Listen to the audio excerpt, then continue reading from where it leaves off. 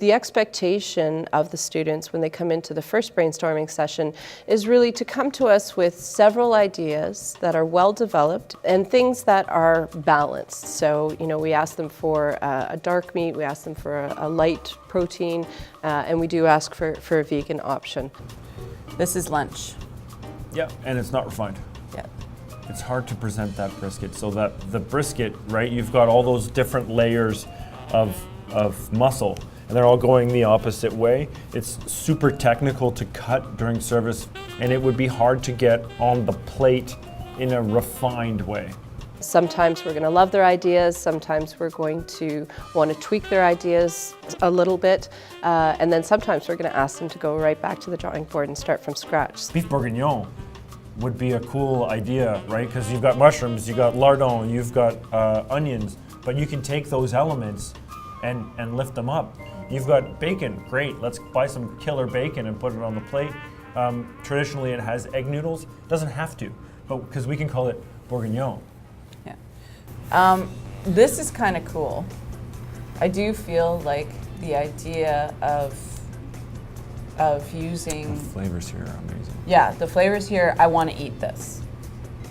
I'd almost want to put something else inside there that was maybe like basil or something green inside the cordon bleu. Would spinach work? I'm pretty open about sharing my ideas, but I also feel kind of constricted when it comes to sharing them because I feel like other people's ideas are better than mine most of the time. I think that's just a normal human reaction. You're thinking about deboning the whole chicken and then laying it down and then rolling it like a bellatine, and then we'd cut it into slices. Chicken bellatine was my idea, well, me and Victoria's idea, because we wanted something that's classic, but still different. Okay. Are you as excited about this dish as I am? Or am I just cravings fried food? The flavors are great. I think the technique is there as well. Yes. And I like the Dijon cream it's simple and delicious. I didn't really think that they were gonna like the cordon bleu very much, but apparently that's their favorite part of our presentation, which is weird. That chicken cordon bleu is two classes that we've done together, one on cordon bleu and one on ballantine, and now we've kind of morphed them together to make an advanced technique, which is exactly what we're looking for. The execution of that ballantine scares me. So merging the two together, merging the ballantine and the cordon bleu, the coating of the cordon bleu onto the ballantine, I'm not sure how that's going to go. It's going to be great. I got to figure it out. He had to talk me into it, let's say. So I would actually like to see this dish tested.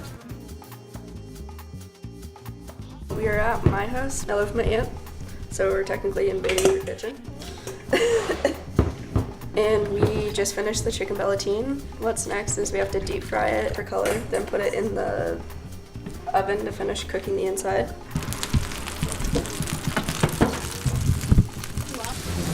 It's done. Can I just eat it?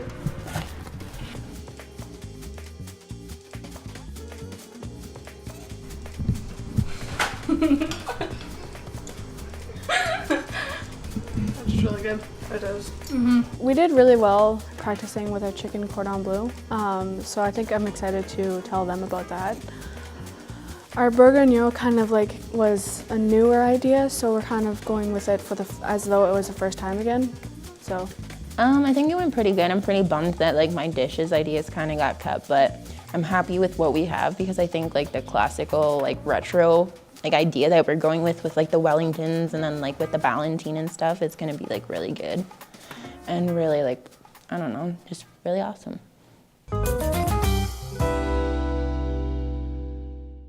For our first light meat, we have cordon bleu.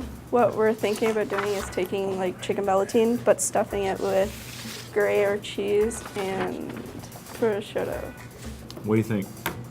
I'm thinking that the idea of using a ballantine for this dish was an interesting piece of folly that is not going to execute well. The ballantine runs the risk of falling apart. I'm not sure how we're going to deal with the strings without removing the breading. So those are sort of some of the pieces that I'm unclear on when I think about the dish. So that's sort of what makes me, there's a lot that can go wrong, technically.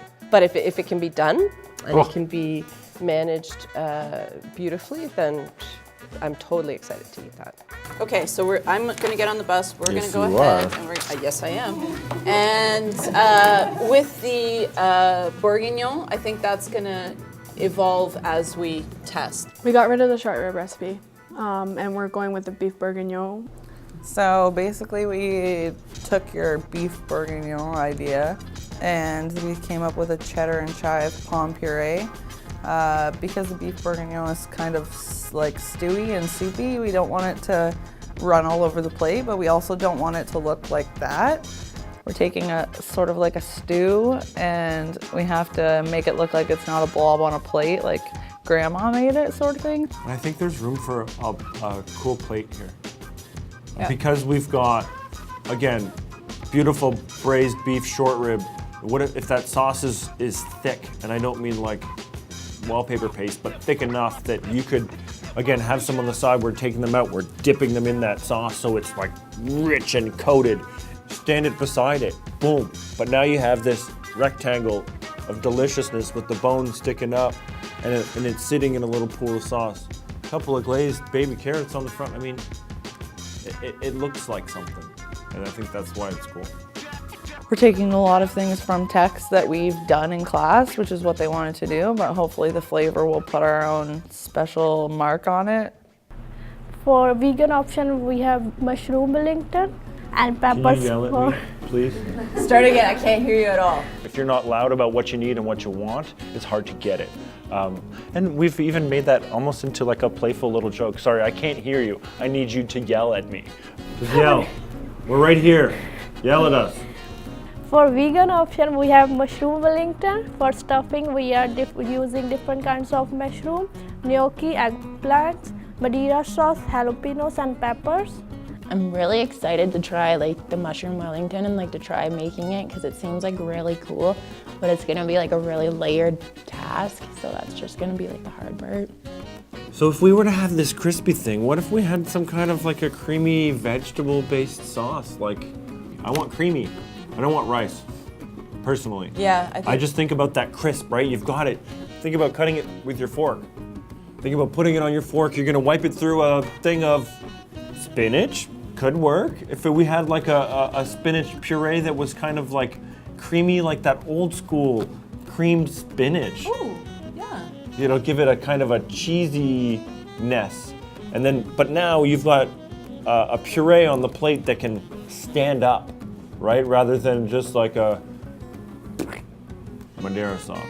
I think they had some very good like feedback about our changes. They were pretty happy with most of them. They were on the fence about the balancing for the chicken, but as they said there, Chef Karen's just gonna get on the bus about it. So I think it's a really good outcome, and I'm really excited to see how like the final exam's gonna play out. I'm confident that we're going to be able to find a way to make it work, even though you're not, especially because you're not. Yeah, you almost want to do this because Yes, I'm nervous about absolutely. it, don't you? Yeah, so there we go.